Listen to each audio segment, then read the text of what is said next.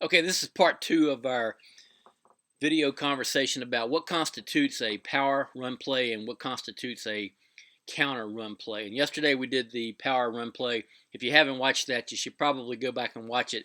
We're going to keep this one shorter just because it ties into that one so much. But today we want to talk about the counter.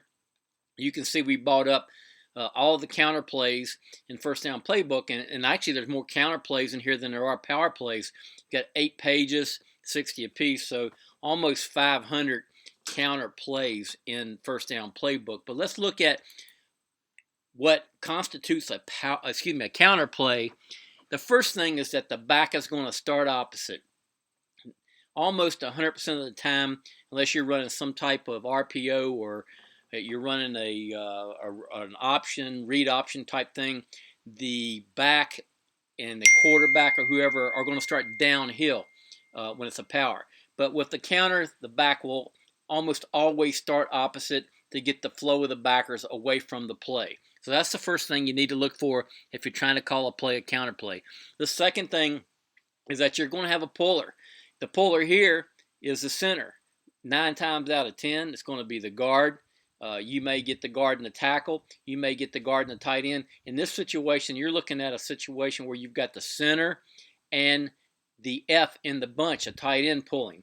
But once again, you're going to have a puller, and you need to understand that you've got the second puller is always going to come from the opposite side. If this F were over here in a weak formation or whatever and started up in here, it's not a counter. It's going to be a power play.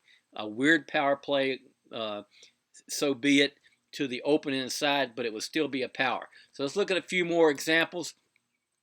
A lot of folks always think that the guard has to pull up inside. That's not true. The guard can pull up inside. The guard can kick out. If you've got a B-gap player, same thing with a power. If you've got a B-gap player, you got to double team that tackle right there, or it's going to disrupt the play. So it only makes sense that that guard is going to kick out the end. But once again, you're still talking about a counter, back opposite, guard pulling, kicking out, second puller coming from the opposite side. All right, let's take one more look here at a varsity play before we look at a youth play. A counter does not always have to happen to the weak side of the formation. It can happen to the strong side. It just so happens we've got 2 tights here, but you can have a counter if you want to run an open end play and a counter off of that to the strong side. You can do that. Let's check all of the things right here. We don't have a second puller, but we've got back opposite. All right, we've got a puller, and that constitutes a counter. If we were to have a second puller, that puller would come from over here. And even in youth formations, and I wanted to show you this youth formation just so you understand that sometimes you can add a little razzle dazzle to your offense. What you've got here is a counter. You've got, once again, back opposite, but the back's not actually going to carry the ball.